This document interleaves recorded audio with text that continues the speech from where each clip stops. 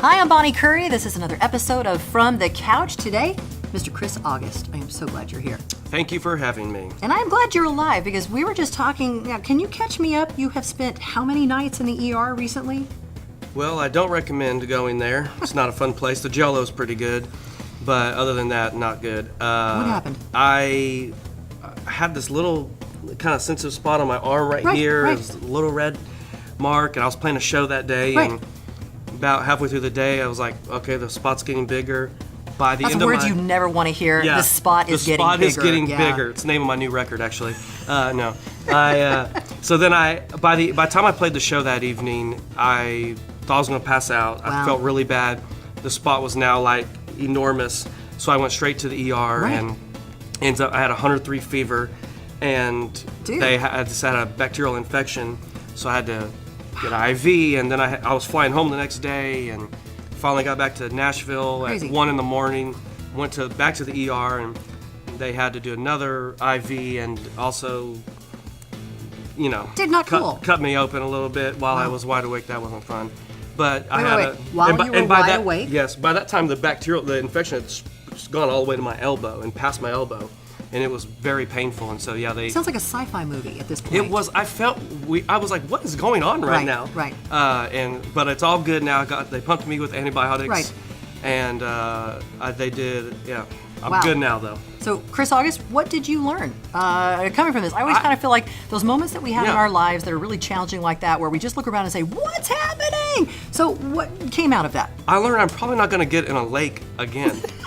I'm going for the moral lesson here, something like, I reached a realization that, if we give, not you, you're just not going in a lake. Sometimes you got to stay practical, but morally, yes, I won't commit any sin in a lake. There you go. Because I'll never be in a lake, but no, I Ex-nay on the lakes. Any no future more lakes endeavor. and- Wow.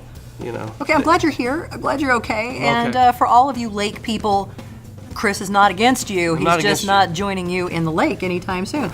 I am excited because it's been a little bit since we caught up. So I know you've got a new song. And when I was listening to some of the lyrics, it really just kind of hit me in my heart because the song is about being broken and about having moments in our lives when we feel like it's beyond something that can be fixed.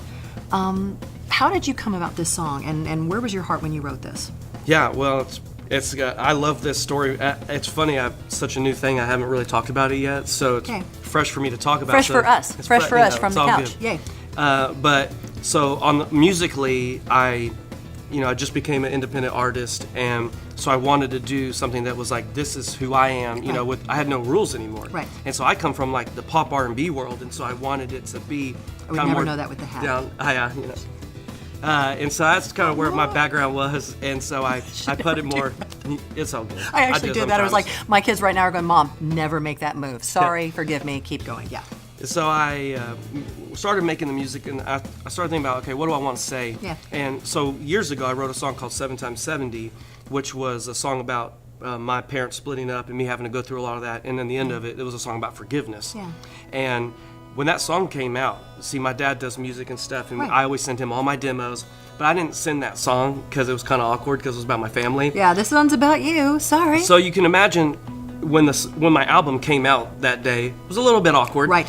So I'm literally in the car the day my album comes out, and I get a text from my dad, but it was so cool. He said, if this song's about me, I want to say I'm sorry for my failures and mistakes, but remember that God has the ability to take something that's broken and make it better than it was. And so every time I sing that song, I still get chills when I think about this, but it's like every time I sang that song, 7x70 at my shows, I would say that. I would encourage people, remember that, like, God has the ability to take something that's broken and make it better than it was. And as I was listening to the words, I was thankful. I was thankful because I heard words that reached out to my heart. And I thought, thank you, I needed that word today myself. So, man, it's good to see you. I was so glad. So, remind everybody where they can get the song. So, yeah, it's... Can we download it? Yes, it's everywhere digitally. Good. And if you want the physical copy, you better believe I'll make it available. It's on my website, Cool. chrisaugustmusic.com, and Okay. every single one of them actually come signed.